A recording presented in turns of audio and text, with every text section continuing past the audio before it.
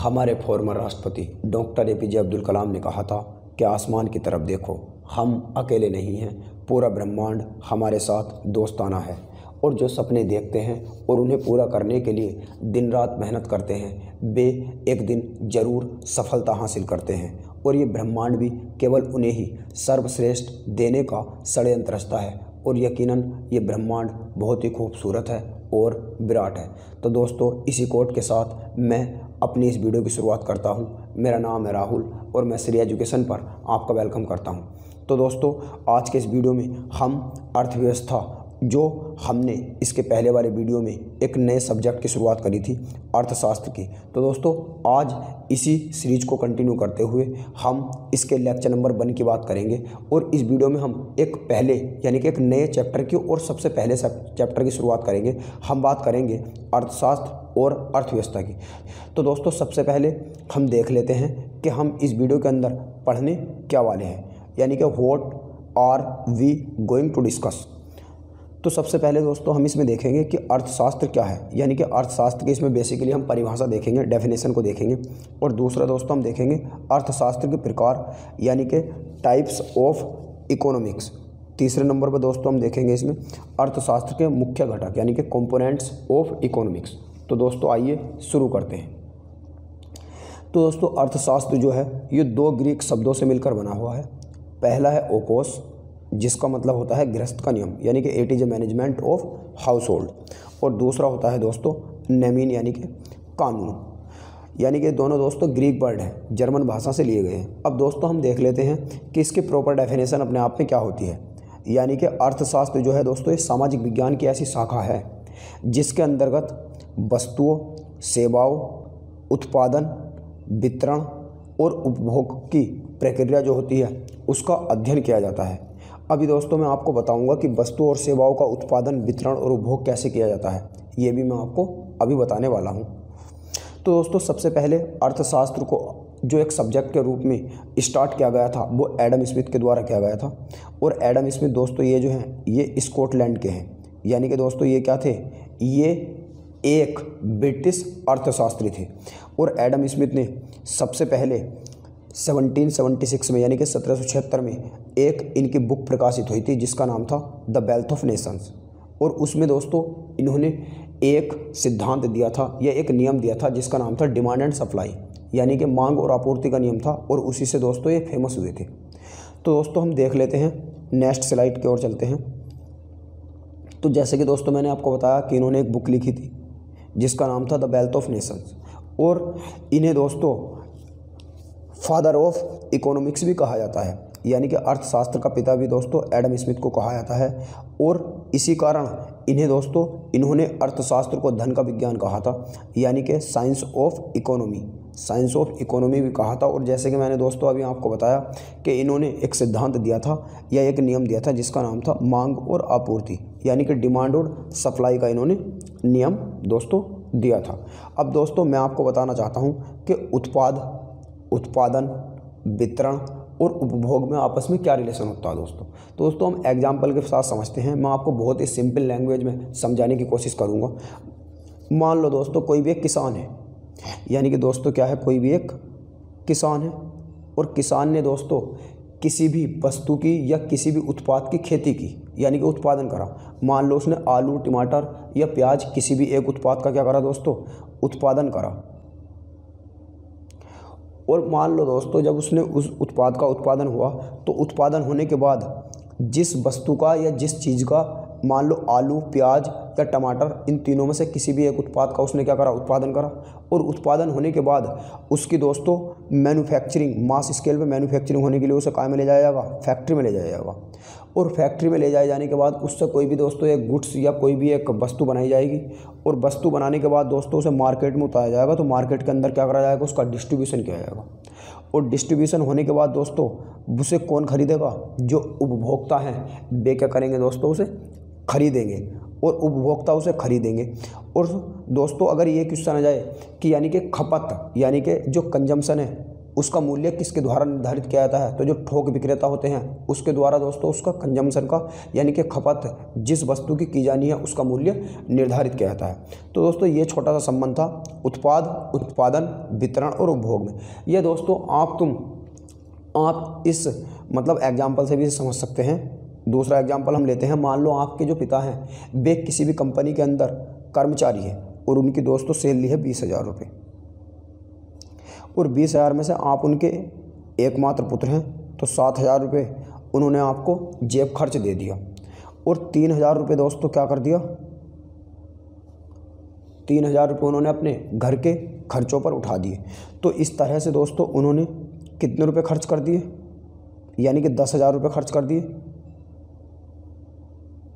और बचे कितने उनके पास, 10,000 रुपये बचे। तो मेरा कहने का मतलब दोस्तों ये है कि जो 20,000 रुपये हैं ये क्या हुए, संसाधन हुए, और 7,000 3,000 क्या कर दिए उन्होंने, वितरण कर दिए, यानी कि 10,000 रुपये उन्होंने इस तरह से वितरण कर दिए, और 10,000 रुपये क्या करे होगी दोस्तों उनकी सेविंग होगी, यानी कि ये तो क्या होगी दोस्तों उनकी बचत हो गई। तो 20,000 रुपये क्या हुए उनके संसाधन हुए, यानी कि रिसोर्सेज हुए, और 7,000 3,000 क्या हुआ, वितरण हुआ, और 10,000 क्या होगी उनकी सेविंग यानी कि बचत होगी। तो इस तरह से भी दोस्तों आप समझ सकते हैं। नेक्स्ट है दोस्तों, अब हमने ये पढ़ लिया था। अब दोस्तों अगर हम बात करेंगे आधुनिक अर्थशास्त्र के पिता की, तो आधुनिक अर्थशास्त्र के जो पिता है दोस्तों ये पॉल सैमुअल्स को कहा जाता है। और पॉल सैमुअल्स जो है ना दोस्तों ये अमेरिकन है। और दोस्तों आपको मैं इनके बारे में एक फैक्ट और बताना चाहता हूँ कि जो पॉल सैमुअल्स हैं जिन्हें आधुनिक अर्थशास्त्र का पिता भी कहा जाता है, ये पहले ऐसे अमेरिकन इकोनॉमिस्ट थे जिन्हें अर्थशास्त्र के लिए नोबेल पुरस्कार मिला था। तो जी हाँ, ये पहले अमेरिकन थे जिन्हें अर्थशास्त्र के लिए नोबेल पुरस्कार मिला था। और दोस्तों इन्होंने एक बुक लिखी थी जिसका नाम था the foundation of economic analysis. अब दोस्तों हम नेक्स्ट स्लाइड की तरफ बढ़ते हैं। अगर हम दोस्तों बात करेंगे क्लासिफिकेशन की, यानी कि अर्थशास्त्र के वर्गीकरण की, तो अर्थशास्त्र को दो भागों में बांटा गया है। सबसे पहला दोस्तों जो है वो है माइक्रो इकोनॉमिक्स और दूसरा है मैक्रो इकोनॉमिक्स, यानी कि बीएसटी अर्थशास्त्र और समष्टि अर्थशास्त्र। और अपने आप में दोस्तों बीएसटी अर्थशास्त्र यानी कि माइक्रो इकोनॉमिक्स और समष्टि अर्थशास्त्र यानी कि मैक्रो इकोनॉमिक्स क्या होते हैं हम देख लेते हैं। तो सबसे पहले दोस्तों हम बात करेंगे बीएसटी अर्थशास्त्र की, यानी कि माइक्रो इकोनॉमिक्स की। तो दोस्तों माइक्रो इकोनॉमिक्स या बीएसटी अर्थशास्त्र एक ऐसा अर्थशास्त्र होता है दोस्तों जिसके अंतर्गत यानी कि इसके अंतर्गत अर्थव्यवस्था की एक इकाई या इकाई के भाग के रूप में अर्थव्यवस्था के छोटे छोटे पहलुओं का अध्ययन किया जाता है, जैसे एक उपभोक्ता, एक उत्पादक, एक फर्म या एक उद्योग। अब दोस्तों मैं आपको बहुत ही सिंपल लैंग्वेज में बताता हूँ कि ये आखिरकार एक उपभोक्ता, एक उत्पादक और एक फर्म और एक उद्योग है क्या अपने आप में। दोस्तों माइक्रो की अगर हम बात करेंगे तो दोस्तों माइक्रो जो मीनिंग है ना, इसका मतलब ही होता है दोस्तों छोटा, यानी कि इसका मतलब होता है दोस्तों छोटा, और छोटा भी बहुत छोटा। तो दोस्तों कहने का मतलब यह है कि जब हम किसी एक यानी कि एक इंडिविजुअल पर्सन की बात करते हैं, यानी कि किसी भी एक व्यक्ति की बात करते हैं, तो उसकी जो दोस्तों इकोनॉमिक्स यानी कि अर्थव्यवस्था होती है उसे हम माइक्रो अर्थव्यवस्था कहते हैं। यानी कि जब हम किसी एक व्यक्ति की अर्थव्यवस्था की बात करते हैं तो उसे हम दोस्तों रखते हैं काय में, बीएसटी अर्थशास्त्र में, यानी कि माइक्रो इकोनॉमिक्स में। अब दोस्तों अगर यही बात हम किसी एक देश, एक ज़िले के लिए करते हैं तो उसे रखते हैं दोस्तों मैक्रो इकोनॉमिक्स में, यानी कि उसे रखते हैं हम दोस्तों समष्टि अर्थशास्त्र में। अभी हम आगे पढ़ने वाले हैं कि समष्टि अर्थशास्त्र क्या होता है। अब दोस्तों हम बात करते हैं बीएसटी अर्थशास्त्र के महत्वपूर्ण घटक की। तो दोस्तों बीएसटी अर्थशास्त्र के 3 महत्वपूर्ण घटक होते हैं अपने आप में। पहला है उपभोक्ता व्यवहार सिद्धांत, दूसरा है उत्पादक व्यवहार सिद्धांत, और तीसरा होता है दोस्तों कीमत व्यवहार सिद्धांत। दोस्तों इनके बारे में भी मैं आपको बताता हूँ कि उपभोक्ता व्यवहार सिद्धांत क्या होता है। उपभोक्ता व्यवहार सिद्धांत, उपभोक्ता का मतलब होता है दोस्तों खरीदने वाला, यानी कि जो उपभोक्ता है जिसने किसी वस्तु का उत्पादन करा है और उत्पादन करने के बाद दोस्तों उसने किसी वस्तु को खरीदा होगा किसी ने उससे, तो जो उपभोक्ता है, तो इस यानी कि उपभोक्ता व्यवहार सिद्धांत के अंदर दोस्तों इसके अंतर्गत इस बात का अध्ययन किया जाता है कि कोई भी जो उपभोक्ता है वो अपनी आय को कितने भागों में बांटे, यानी कि अपनी आय का मतलब यह है कि अपनी आय को वो कितने भागों में बांटे और कितने अधिक से अधिक उससे चीज़ें खरीदे ताकि उसको अपनी आय से संतुष्टि मिल सके। और दोस्तों उत्पादक व्यवहार सिद्धांत ये होता है, उत्पादक का मतलब क्या होता है दोस्तों, उत्पादक का मतलब होता है जो उत्पादन करने वाला है। तो दोस्तों इसके अंडर यह है, इस बात का अध्ययन किया जाता है कि किसी भी वस्तु का उत्पादन जो उत्पादक है उसे कितना करना है और किसके द्वारा उत्पादन करना है और जिससे कि उसे अधिक से अधिक लाभ हो सके। तो उत्पादक का मतलब होता है दोस्तों कि उत्पादन करने वाला, उत्पादन करने वाले को क्या बोलते हैं हम, उत्पादक बोलते हैं। और इसके अंदर इस बात का अध्ययन किया जाता है कि उसे अपनी वस्तु का कितना उत्पादन करना है, कैसे उत्पादन करना है, जिससे कि उसे अधिक से अधिक लाभ हो सके। और नेक्स्ट है दोस्तों कीमत सिद्धांत। कीमत सिद्धांत जो होता है दोस्तों, इसका मतलब कीमत सिद्धांत मतलब कीमत निर्धारित करने वाला। तो दोस्तों कीमत सिद्धांत में जो कीमत सिद्धांत है ये व्यष्टि अर्थशास्त्र का एक बहुत ही महत्वपूर्ण घटक होता है। और इसके अंदर दोस्तों कोई भी जो उत्पादक होता है वो इस बात का अध्ययन करता है कि बाजार में वह अपनी वस्तुओं का जो मूल्य है वो किस प्रकार निर्धारित करे। तो दोस्तों बाजार के अंदर वस्तुओं का मूल्य निर्धारित करना ही क्या कहलाता है, कीमत सिद्धांत कहलाता है। अब दोस्तों हम बात करते हैं जो दूसरा शास्त्र है व्यष्टि अर्थशास्त्र। तो दोस्तों सबसे पहले आप ये जान लो कि व्यष्टि अर्थशास्त्र को बृहद अर्थशास्त्र भी कहा जाता है। और दोस्तों व्यष्टि अर्थशास्त्र जैसे मैंने आपको बताया था कि इसके अंडर अर्थव्यवस्था के बड़े पहलू अर्थात संपूर्ण अर्थव्यवस्था से संबंधित जो मुद्दे होते हैं उनका अध्ययन किया जाता है। यानी कि दोस्तों अगर बात करेंगे मैक्रो का, तो मैक्रो का मीनिंग होता है दोस्तों बड़ा, हिंदी में बड़ा। तो इसके पहले दोस्तों जो मैंने आपको व्यष्टि अर्थशास्त्र बताया तो मैंने बताया था अगर किसी भी हम एक पर्सन की बात कर रहे हैं, उसकी अर्थव्यवस्था की बात कर रहे हैं, तो उसे तो हम रखते हैं माइक्रो में। और जब वही बात दोस्तों हम संपूर्ण विश्व की या संपूर्ण देश की या किसी भी एक ज़िले की बात करते हैं तो उसे रखा जाता है दोस्तों मैक्रो इकोनॉमिक्स में। तो दोस्तों इसमें हम क्या करते हैं, बड़े से बड़े पहलुओं का अध्ययन करते हैं, या इसमें किसी भी एक ज़िले, किसी भी एक देश और पूरे विश्व में की करते हैं हम बात करते हैं दोस्तों।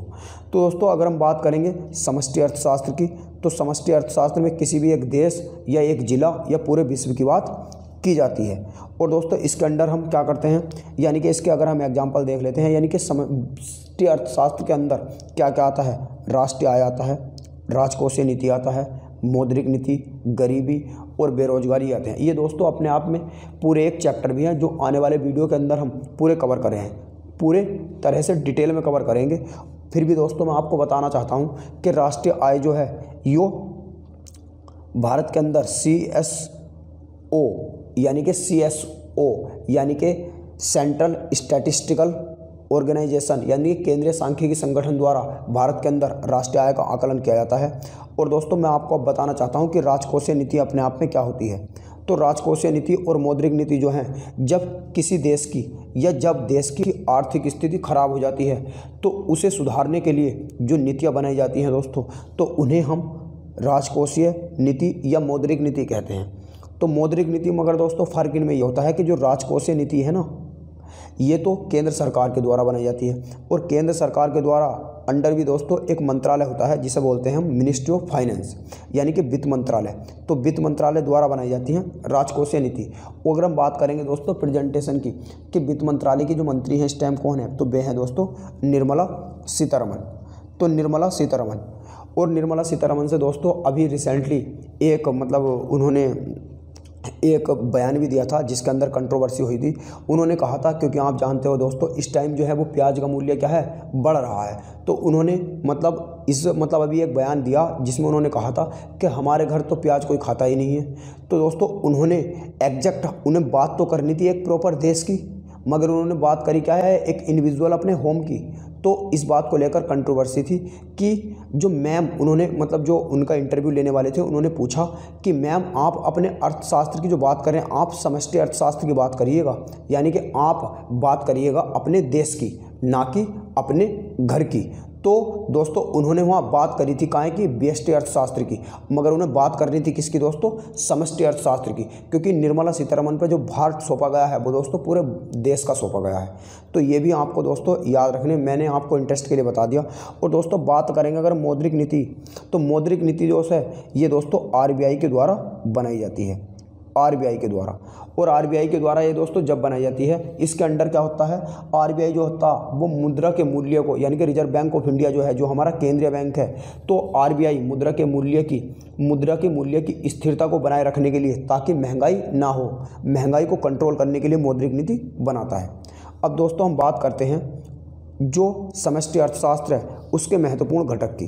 तो दोस्तों समष्टि अर्थशास्त्र के महत्वपूर्ण घटक भी वही होते हैं जो इसके उदाहरण होते हैं। जैसे मैंने आपको बताया कि फिस्कल पॉलिसी और मॉनेटरी पॉलिसी, यानी कि राजकोषीय नीति और मौद्रिक नीति। राजकोषीय नीति सरकार के द्वारा बनाई जाती है और मौद्रिक नीति रिजर्व बैंक ऑफ इंडिया यानी कि आरबीआई के द्वारा बनाई जाती है। और दोस्तों दूसरा होता है सरकारी बजट।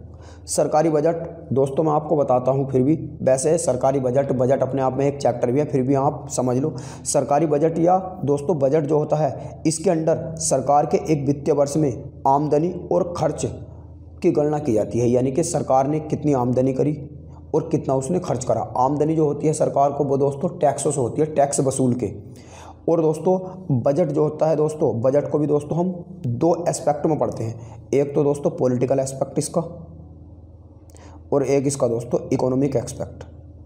तो दोस्तों बजट को हम दो भागों में बांट के पढ़ते हैं, एक तो पॉलिटी में और एक इकोनॉमी में। तो इसे दो जगह पढ़ना होता है दोस्तों, मगर हम यहाँ पे इकोनॉमिक्स पढ़ रहे हैं तो हम इकोनॉमिक एस्पेक्ट इसका देखने की कोशिश करेंगे, ना कि पॉलिटिकल एस्पेक्ट। क्योंकि दोस्तों जब राज्य व्यवस्था या संविधान आप पढ़ोगे तो वहाँ सरकारी जो बजट है वो अलग तरह से पढ़ते हैं, और जो अर्थशास्त्र में पढ़ते हैं या अर्थव्यवस्था में पढ़ते हैं वो दोस्तों हम एक अलग तरह से पढ़ते हैं। और दोस्तों अगर हम बात करेंगे इकोनॉमिक बजट की, तो इकोनॉमिक में या इकोनॉमिक्स के अंदर भी दोस्तों बजट दो प्रकार का होता है। एक तो राजस्व बजट और एक होता है दोस्तों पूंजी बजट। एक होता है दोस्तों पूंजी बजट और एक होता है राजस्व बजट। और दोस्तों आपने सुना होगा जो शून्य बजट है, वित्तीय बजट है, वे इन्हीं के अंडर आते हैं, वे इन्हीं के ही क्या हैं, एक अलग भाग है दोस्तों। तो दोस्तों ये हम और आने वाले वीडियो में डिटेल में पढ़ेंगे, ये अपने आप में मैंने आपको बताया पूरे चैप्टर भी हैं। और दोस्तों नेक्स्ट है मुद्रा की पूर्ति और साख का सृजन। मुद्रा की पूर्ति और साख का सृजन जो किया जाता है दोस्तों, ये भी आरबीआई के द्वारा किया जाता है। और नेक्स्ट है दोस्तों इसका महत्वपूर्ण घटक आर्थिक विकास, यानी कि भारत के अंदर भारत का जो आर्थिक विकास है या भारत के अंदर किसी भी राज्य का जो आर्थिक विकास है वो किस तरह से हो, ये हम इसमें चर्चा करेंगे। और नेक्स्ट है दोस्तों समग्र मांग और समग्र आपूर्ति, यानी कि भारत के अंदर, भारत देश के अंदर या किसी भी उसके राज्य के अंदर किस वस्तु की जो कंजम्पशन है यानी कि खपत है कितनी है और कितनी उसकी मांग उठ रही है, और उसकी आपूर्ति भारत सरकार को या उसके अंडर राज्य सरकार को किस तरह से पूरी करनी है। इन सब बातों पर ये दोस्तों अपने आप में पूरे चैप्टर हैं, हम आने वाले वीडियोस के अंदर कवर करेंगे। तो आज के इस वीडियो में दोस्तों इतना ही, हम मिलते हैं आपसे अगले एपिसोड में, तब तक